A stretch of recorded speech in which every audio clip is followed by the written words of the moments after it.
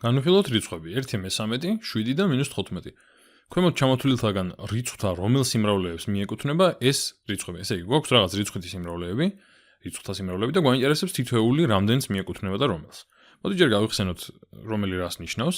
ვიცით რომ ნატურალური რიცხვები არის 1, 2, 3 და ასე შემდეგ. ანუ რიცხვები რომლებსაც თვლაში ვიყენებთ, ხშირად ესე განსაზღვრავთ ხოლმე.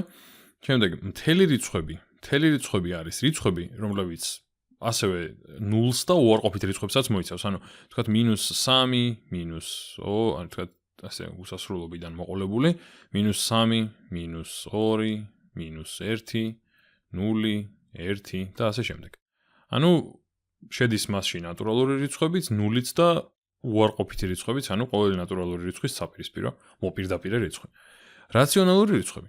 რაციონალური რიცხვები არის რიცხვები, რომელთა გამოსახვა შეგვიძლია ესეთი შეფარდებით m გაყოფილი n-ზე. ანუ რაღაცა მთელი რიცხვი შეფარდებული მთელ რიცხვთან, აი ესეთი გამოსახულებით, რომ შეგვეძლოს რიცხვის გამოხატვა. ესე იგი, ნებისმიერი რიცხვი, რომელიც შეგვიძლია ასე ჩავწეროთ, არის რაციონალური რიცხვი.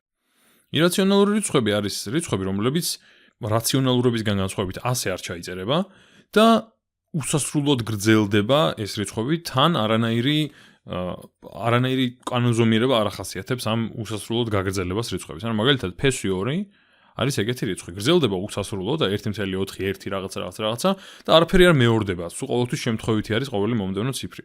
ასევე P. ბევრი რიცხვი, მოკლედ, რომელიც ბევრი ირაციონალური რიცხვი არის, ესე იგი, ასეთი სახით ვთქვათ, P2 რაღაცა, ან P როგორც ცნობილი რიცხვია. და როგორც ვახსენე, ესე იგი, მთავარი ამათი მახასიათებელი ის არის, რომ ისინი უსასრულოდ გრძელდებიან და არ მეორდება, ანუ რაღაც არ მეორდებაში რა იგულისხმება, რომ რაღაცა კანონზომიერება არ არსებობს, რის მიხედვითაც მეორდება ეს რიცხვები. ანუ უბრალოდ ხან რა რიცხვი მოდის, ხან რა რიცხვი მოდის. მეტი არაფერი. ნამდვილი რიცხვები. ნამდვილი რიცხვი აერთიანებს, ამას აღარც გავაკეთებ, გვერდზე არ მივიწერ არაფერს, ყველაფერ ამას. ანუ რაციონალური რიცხვებიც, ირაციონალური რიცხვებიც ერთად ქმნიან ნამდვილ რიცხვებს.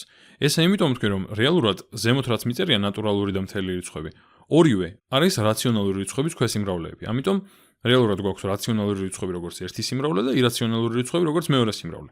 და მათი ერთობლიობა გვაძლევს ნამდვილ რიცხვებს. კარგი, მოდი ახლა გავარჩიოთ ეს სამი მაგალითი. პირველი. გვაქვს 1/13.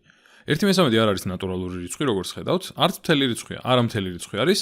რაციონალური რიცხვი არის თუ არა? m გაყოფილი n-ზე, 1 გაყოფილი 3-ზე. ესე იგი კი 1/13 არის რაციონალური. თუ რაციონალური არის, ირაციონალური ვერ იქნება და არის ნამდვილი რიცხვი. კარგი, შემდეგი 7. ახლა ნახოთ 7. ესე იგი 7 ნატურალური რიცხვი არის ნამდვილად. 7 არის ნატურალური. ცხადია მთელი რიცხვიცაა. საინტერესო რაციონალური არის თუ არა. ხომ შეგვიძლია 7 ჩავწეროთ როგორც 7 გაყოფილი 1-ზე. ანუ ამ სახით წარმოვადგინეთ m გაყოფილი n-ზე 7 გაყოფილი 1-ზე. ესე იგი რაციონალური ყოფილა, ხო? და ბოლოს ცხადია არის ნამდვილი რიცხვი, იმიტომ რომ შედის რაციონალურ რიცხვებში. ესე იგი ნამდვილი რიცხვი. მომავალში ვისწავლით რიცხვებს, რომლებიც არ შედის ნამდვილი რიცხვებში და საინტერესო არის რატომ, მაგრამ ამ შემთხვევაში ამაზე არ გვინდა საუბარი. გადავიდეთ მომდევნოზე, ეს არის -15. -15 ნატურალური არ არის. იმიტომ რომ ნატურალურში შედის მხოლოდ დადებითი მთელი რიცხვები. ესე იგი -15 არ არის ნატურალური. არის თუ არა მთელი? უარყოფითი მთელი რიცხვებიც შედის მთელ რიცხვებში, ამიტომ კი -15 არის მთელი. რაციონალურიც არის, იმიტომ რომ შეგვიძლია ჩავწეროთ როგორც -15 გაყოფილი 1-ზე, ან -15 გაყოფილი 1-ზე, ან 15 გაყოფილი -1-ზე. ესე იგი მთელი არის. კიდევ, ანუ მარტო ესეც არ არის სხვათა შორის. უსასრულოდ ბევრნაირად შეგვიძლია ჩავწეროთ 30 გაყოფილი 2-ზე, 45 გაყოფილი 3-ზე, ასე შემდეგ. ხო, მინუს ნიშნით. მთელი არის, ესე იგი რაციონალურიც არის და ნამდვილ რიცხვებსაც მიეკუთვნება. ანუ ნამდვილი. აი ესე.